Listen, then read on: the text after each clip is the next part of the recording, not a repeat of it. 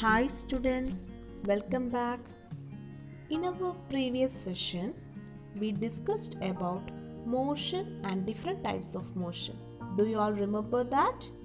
Okay, yes, we discussed about circular motion, rotatory motion, linear motion,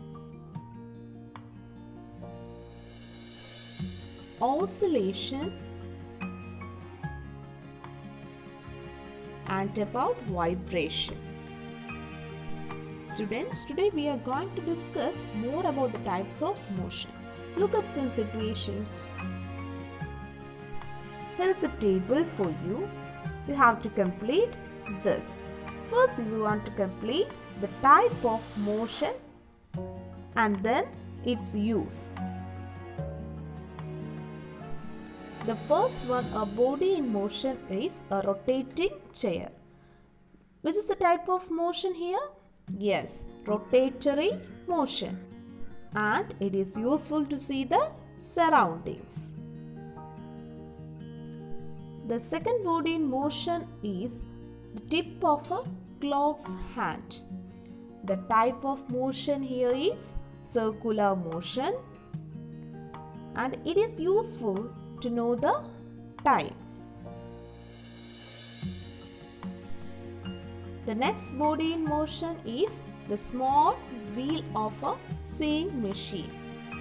The types of motion here is rotatory motion and it is useful to stitch the clothes.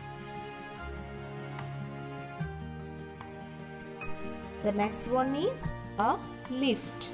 You already studied about that. The type of motion here is linear motion and it is useful to go up and down. The next one is a swing to and fro motion. That means oscillation. And a swing is commonly used to play. The next one is the string of a veena. Which type of motion is this? Yes, vibration. Due to vibration, it produces sound.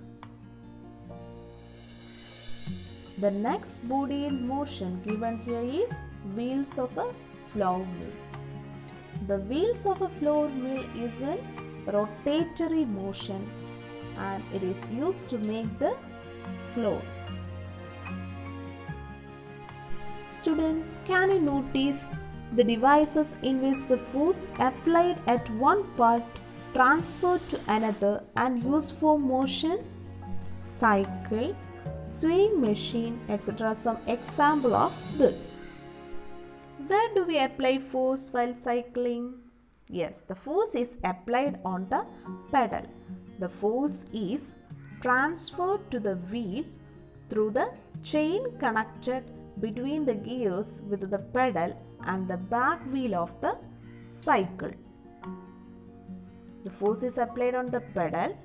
The force thus transferred to the wheel through the chain connected between the gears with the pedal and the back wheel of the cycle. Do you know about the arrangements of a sewing machine to transfer the force? The force applied on the pedal is transferred to the big wheel at the bottom through a rod. It reaches the small wheel at top by means of a belt. The needle is connected to the small wheel and hence it works.